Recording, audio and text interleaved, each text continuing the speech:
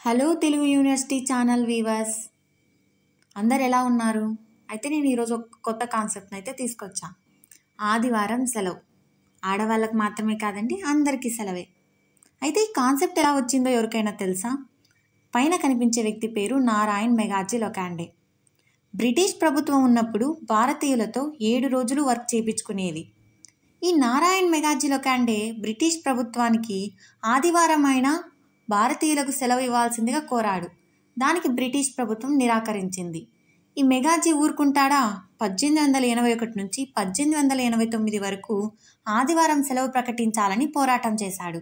దానికి బ్రిటిష్ ప్రభుత్వం మెచ్చి 1889లో జూన్ 10న ఆదివారం నాడు సెలవు ప్రకటించింది. ఆయన వల్లే ఇప్పటికి కూడా మనం ఆదివారం నాడు సెలవు తీసుకొని ఎంజాయ్ చేసుకుంటున్నాం. For more interesting videos, please subscribe Telugu University channels.